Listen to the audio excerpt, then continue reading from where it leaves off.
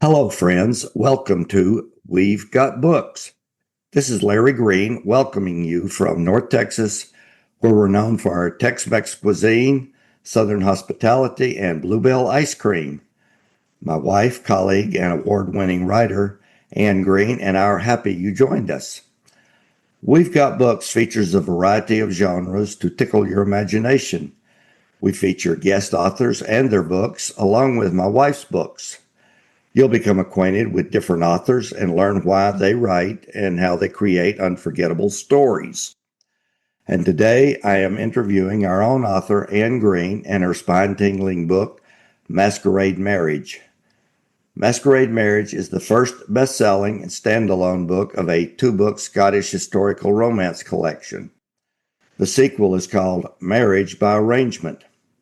So fasten your seatbelt and settle in for this intriguing journey into the literary world. But first, Anne, tell the listeners a little about yourself. I live in McKinney, Texas.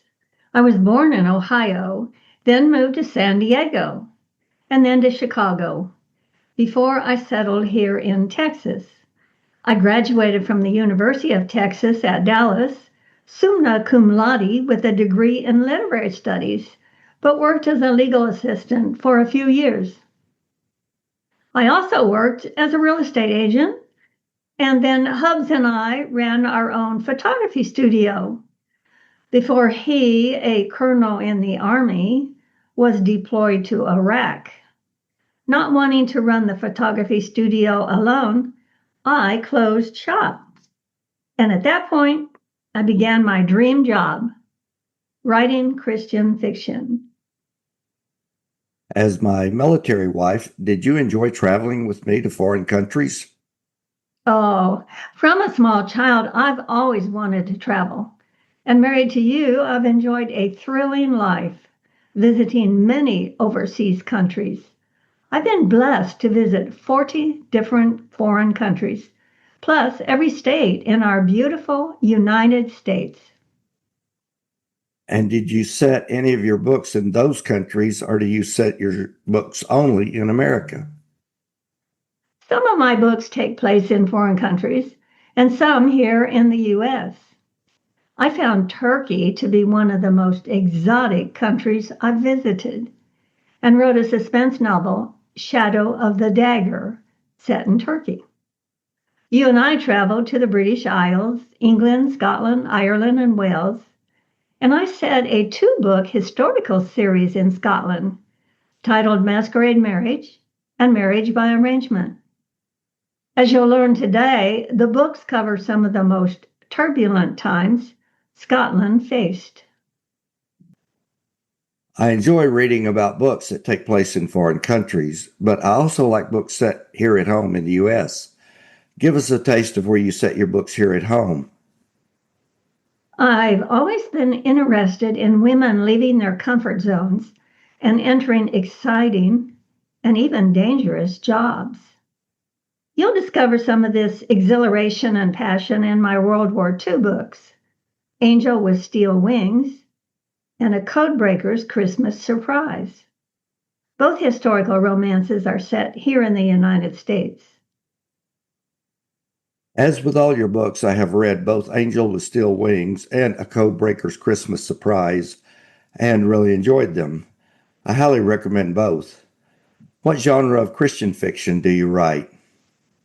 I'm a hybrid. Rather than specializing in one genre, I write many. My published books are historical and contemporary romance and suspense.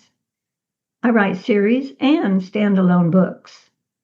All my books contain some suspense and a bit of humor, as well as placing the reader inside the story with deep detail and sensory touches, so they can live the story. So let's get down to discussing Masquerade Marriage. Yes, today we're spotlighting one of my favorite novels, Masquerade Marriage. I'm so in love with the hero. I'll read the back cover copy. But first I want to tell our listeners that I have a glossary of Scottish words and meanings on the front page. and there is some brogue in the language, but nothing a reader can't easily understand. Masquerade Marriage opens in 1746 at Drummossy Moor, Scotland, the Culloden estate. Historians will immediately recognize the time and the place as the event that decimated the Scottish clans and cleared northern Scotland of the clan system and the Scots. Here's the back cover copy. He was born to a clan of noted warriors and musicians, yet to protect his loved ones and escape the dark fate of his brothers, he abandons his identity. Hiding from relentless soldiers who want him dead, he vows to protect the woman he loves, more than life, more than freedom, and more than Scotland. But his presence throws her into danger. She weds a stranger to save his life. But do vows make a marriage? When does a marriage become a marriage? What if she already holds a different love inside her heart? Steeling himself against the pain, he condemns himself to a life of heartbreak without her. Wanting her desperately, knowing he can't have her, he surrenders her and heads alone to certain death. Outlawed with a price on his head, does she love him enough to give up castle, lands, and family and risk the agony of surrendering her heart a second time? Wow, that's intriguing. I'm captivated already. Why don't you read an excerpt? Thanks. I would love to.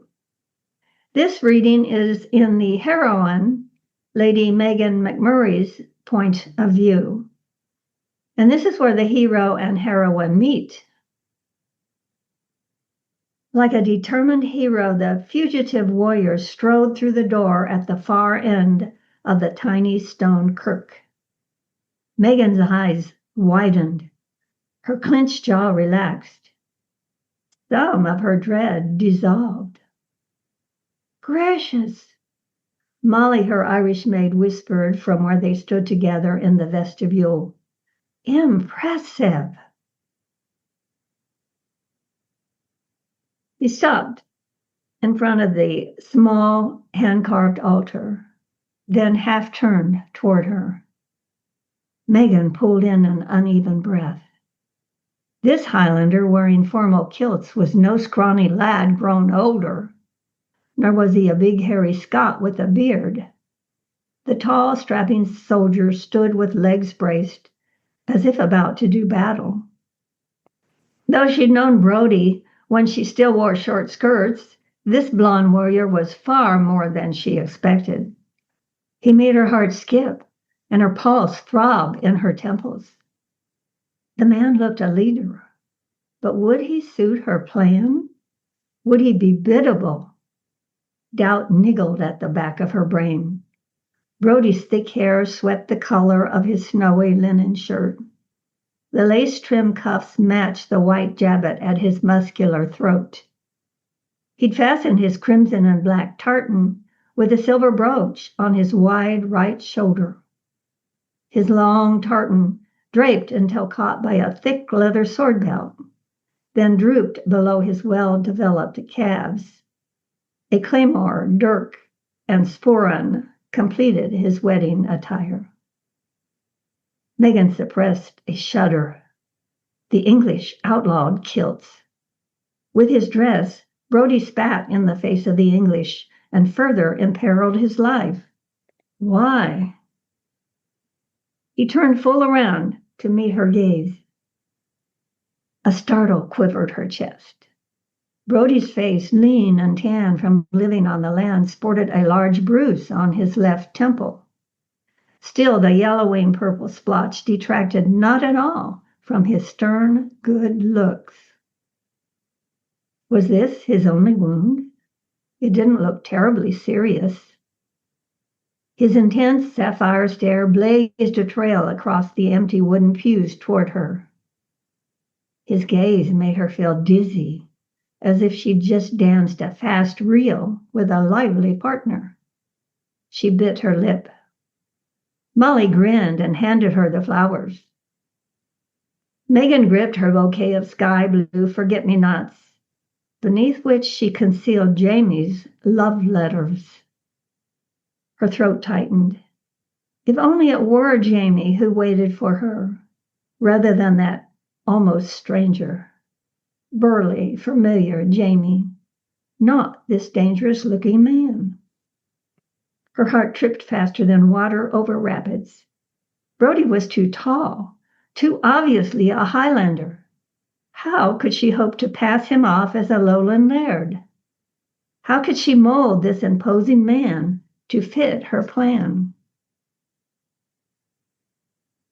Brody appeared to have too big a chip on his shoulder to let her command him. Perspiration beaded Megan's forehead. What had she gotten herself into? An image of the despicable Earl of Maybury, face tight with disdain, his hard hand slapping her face, flashed into Megan's thoughts. She took a deep breath. Brody appeared to be somewhat the better of two evils. The wheezy foot-pumped organ hit an uncertain opening note. She startled so badly her heel snagged on the bottom of her long satin gown. Too late to back out. She freed her heel and kicked her long train behind her. Pacing to the uncertain music, she glided up the narrow aisle toward her husband-to-be. Okay. I bet you have every listener hooked with the quandary Lady Meg McMurray got herself into. I think our listeners would like to hear why you chose to write this particular book. On a visit to Scotland, you and I stopped at the Culloden battlefield. I was intrigued with the history of what happened to Scotland and why Scottish clans no longer lived in the Highlands. The research was fascinating, and so is my story.